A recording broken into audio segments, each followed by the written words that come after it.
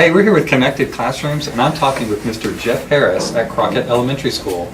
And he's been doing some cool stuff with his Chromebooks and technology. Can you tell us about it? Sure. One of the things that I do in my reading classroom is with balanced literacy is station activities. And we've done hands-on stations before, but it's kind of difficult to manage those multiple hands-on stations with students when I'm trying to work with a shared reading group on my own and giving them my attention as well. So one of the things I've started doing is using digital stations. And so sometimes I do that in the form of a choice board. Sometimes they are doing Edpuzzle videos, sometimes they are playing games, sometimes they're doing Google projects. So it just depends on the lesson and what we're studying as to how I design it.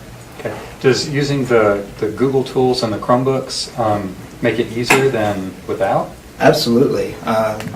We've taught them how to do these applications, various applications in Google. They use it in every classroom, so they're very familiar with it. There's not a lot of prep for them as far as getting started. They can go there and they know what to do. And for me, the work is all on the front end, teaching them how to use that stuff, teaching them the expectations of making the final products and how to turn in those things. So once they've gotten the hang of that, it's been pretty seamless. One of the things that I think it does is that it helps kids stay engaged in it, not be distracted by their peers, focus on their learning. Okay. So do the kids seem to like the stations? My class is in here right now. Can you give me a cheer if you like the stations? I think they do. Okay, well, can we go look at some samples real quick? Absolutely. Okay, let's go do that. Okay, show us what you were talking about.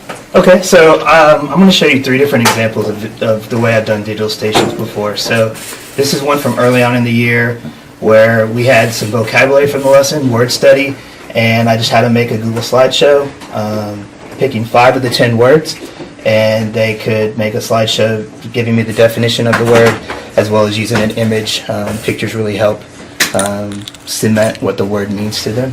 So sometimes I've given them choice board activities, so they don't have to do all 9 of these. They just had to get a certain number of points. So I tried to stagger them based on how much mental power it would take, not necessarily how much computing knowledge it would take. So some of them were slideshows with word study. Some of those involved creating their own drama to show me that they understood the mechanics of a drama. So they had to have characters and stage directions, dialogue, cast of characters, all that kind of stuff. Summarizing a story that we read together, all those kind of things. Okay. Let me show you some examples from one student. From this choice board, she chose 3 of these 9 activities. So for word study, she did a vocabulary slideshow, and so she listed all her words there, and then she went through and gave me the definition of the word as well as an image to show me that she understood what the word meant. So here for burglary, she gave me the definition and a cartoon character burglarizing a home, those kind of things. So she also wrote her first drama, so she gave me her cast and the scenes, and she gave me stage directions in it. And then she also made a book report basically using Google Drawings where she recommended the book Dash.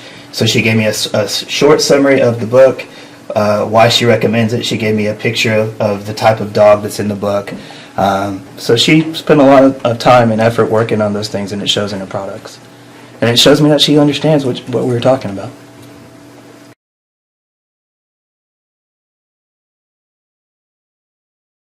On your mark, get set, go.